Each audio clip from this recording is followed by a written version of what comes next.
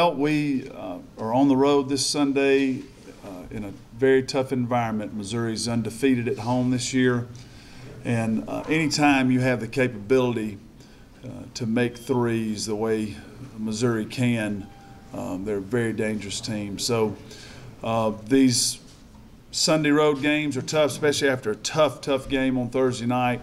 Players will have to stay tremendously focused, take in our information for the scouting report, and be ready to play a tough Missouri team. So big challenge awaits us on Sunday. You had like 18 three-pointers in a game Yeah. this season? Last Sunday at home versus Auburn, 18 threes, and it's really impressive to watch. Just great shooters. They've played great at home.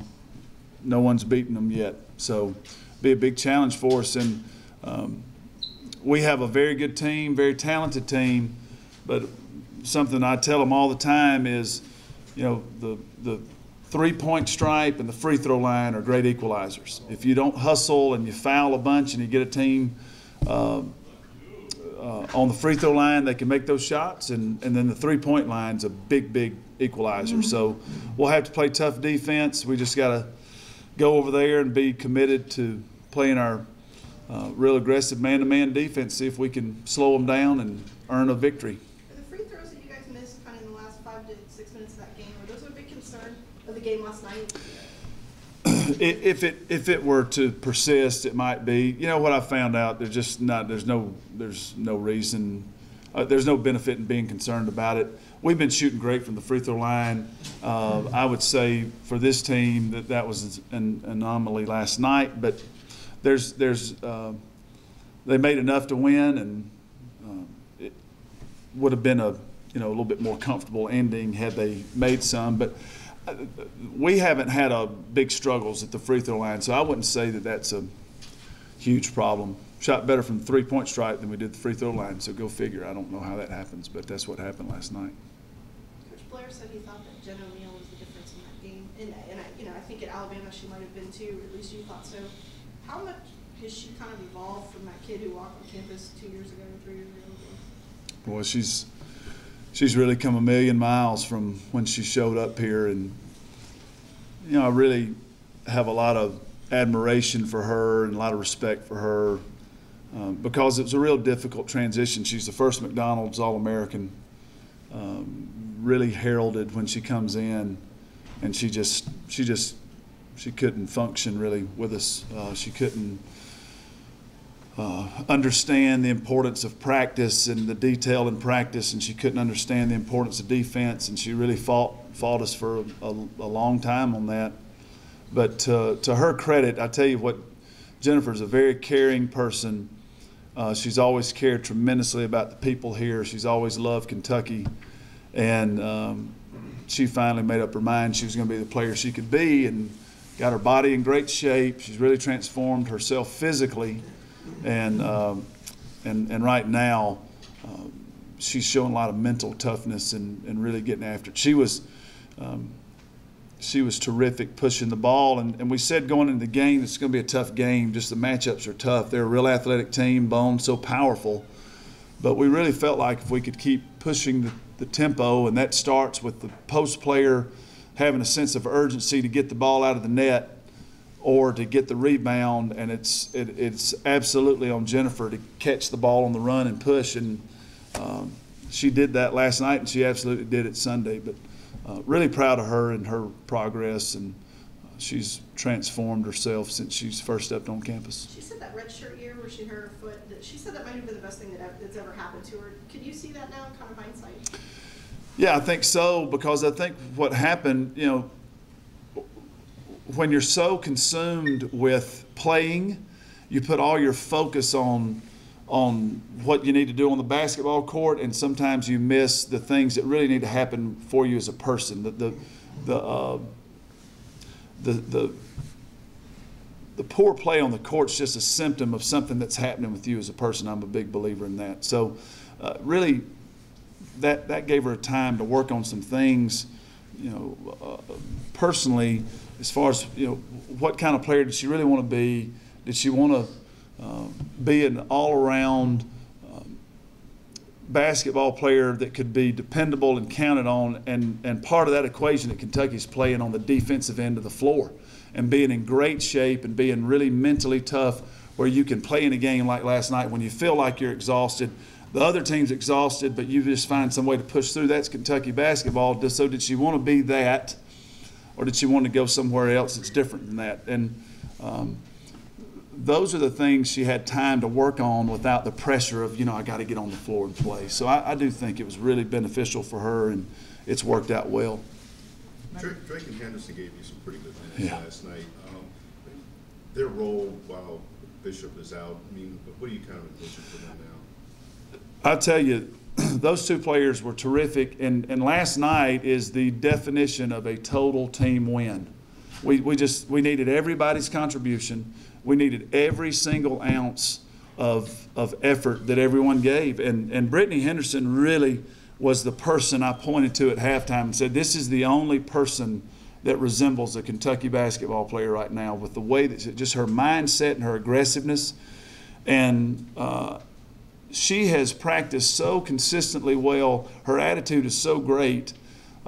I think that is a powerful statement to make, and that wakes up people like Samari or Denisha, who may not be giving everything that they have. And I think they respect Brittany, and so she's a real valuable part of our team, although she's not playing tremendous minutes, but they're very valuable.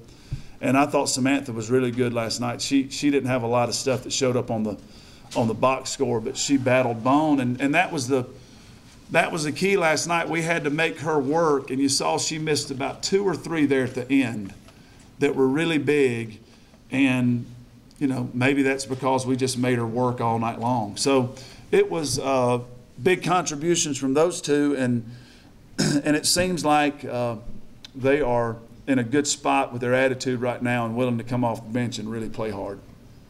Matthew, how would you evaluate this team's balance and variety of options compared to maybe the last couple of years, and how tough a cover that may make you all? Well, in past years, we needed to turn you over a bunch, and we needed to go shoot layups because we weren't that great offensively. We weren't, and we spent a lot of time doing that, and we were usually 4 guards and 1 undersized post player. And so it's a very different team. It's all 5 players are capable of double digits. I think we've had 2 of our last 3, all 5 have been in double figure scoring. And you just go down the line of that starting 5, you have to guard every one of them. There's not anybody that you can say, hey, this kid we don't really have to account for. And so that is what you need to be if you want to be a really good team. I think that's important. And in years past, we may have had players people could help off of or not pay that much attention to. So it's clearly the most balanced team offensively. We can do more things with them. Also, our post players being versatile, that can move and handle the ball out on the court, makes us a lot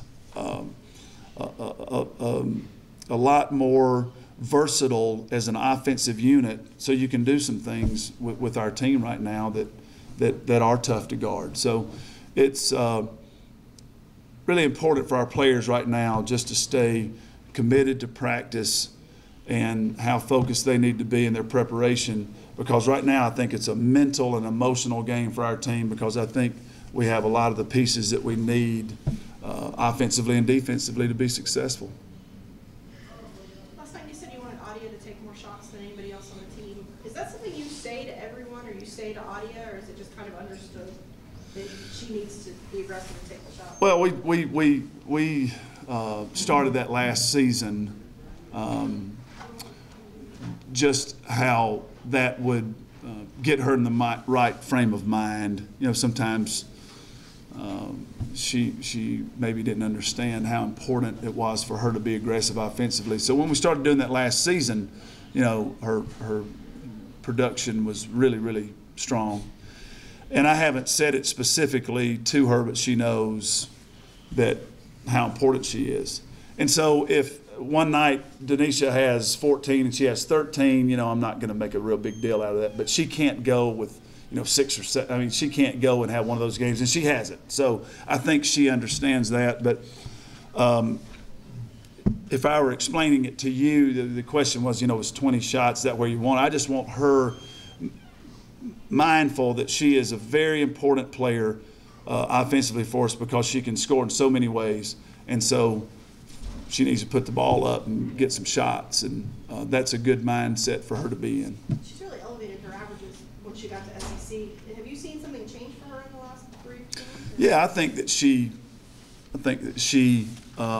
used maybe some games early where we had clear advantages talent-wise to maybe figure some things out and experiment a little bit and see what other players could do. And so maybe she but, I mean, her scoring wasn't that much off, considering that you had more people to take some of that responsibility from her. But from the tip of the Florida game, it was visible. And so, I'm excited for her and what she can do in this conference season. And she was terrific last night. Terrific. Samari, was that probably the most focused you've seen her defensively in a game? I mean, she had 11 rebounds. It was kind of quiet on offense, but, I mean, she locked in on Bone.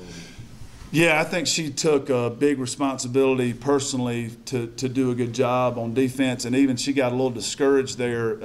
And she and I talked at the end of the half, and I was just, I said, you seem a little bit down. She said, well, I let her score there 3 times in a row, and I just told her that was the wrong mindset. She was battling in there, and the guards really had to do, which they did a great job of just making it difficult to get the ball in there to her. You just can't guard her with one person.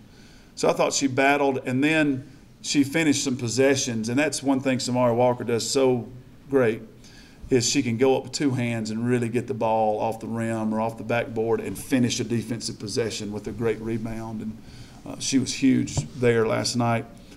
And then her tip-in was just a huge play in the game. And it was just a really aggressive, athletic move right there at the rim, just tipped it right in, and it was a huge play in the game. So, like I said earlier, we just needed every little bit that everybody gave, and what a tremendous effort the players gave last night.